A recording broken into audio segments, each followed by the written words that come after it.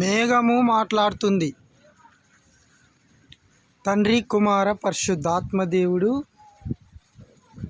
చేసిన మేఘము అరుస్తుంది.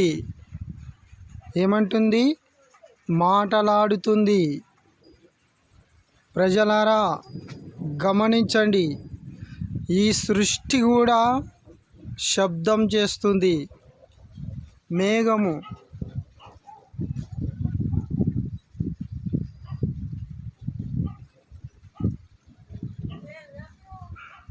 మేఘము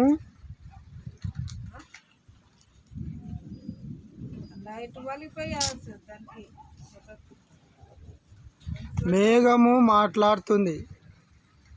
తండ్రి, కుమార, పరిశుద్ధాత్మ దేవుడు చేసిన మేఘము. దీనికి సూచన ఏంది? దేవుడు ఉన్నాడు అని అర్థం. ప్రజలారా తెలుసుకోండి, సర్వశక్తి గల దేవుడు ఉన్నాడు. ఆకాశమును చేసిన దేవుడు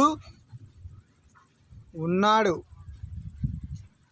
కాబట్టి మేఘము శబ్దం చేస్తుంది, మాటలాడుతుంది.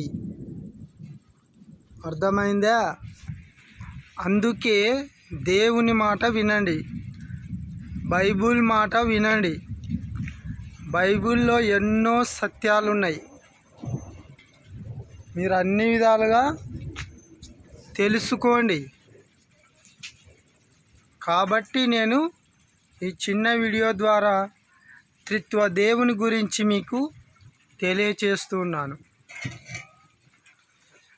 చూడండి, ఎంత అద్భుతంగా మెరుస్తుంది ఆకాశం.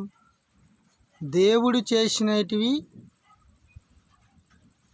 దానిలో ప్రాణం ఉంది. అందుకే దేవుడు బైబిల్లో మాట్లాడినాడు. ఆకాశముతో మాట్లాడినాడు, భూమితో మాట్లాడినాడు, సర్వ సృష్టితో కూడా మాట్లాడినాడు. అవి కూడా దేవుని మాటను విన్నావి.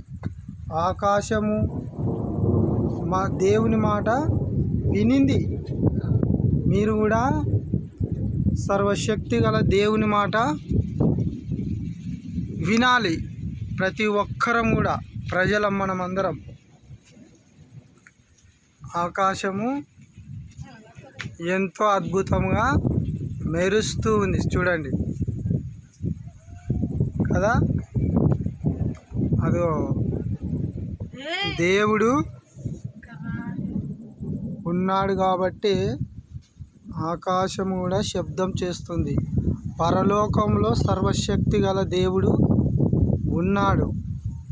ఈ భూమి పైన పరిశుద్ధాత్మ దేవుడు ఉన్నాడు.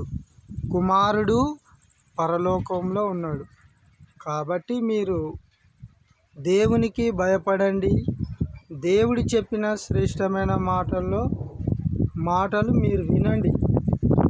దేవుని వాక్యానుసారంగా మీరు జీవించండి.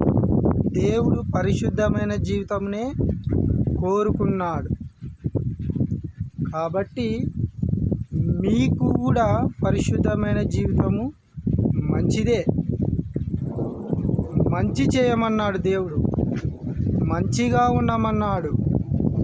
కాబట్టి దేవుని మాట మనము అందరము వినాల. అప్పుడు మనకు, మన కుటుంబాలకు మంచిది. కాబట్టి దేవుని మాట అందరూ వినాలి. ఈ చిన్న వీడియో ద్వారా మీకు తెలియచేస్తూ ఉన్నాను.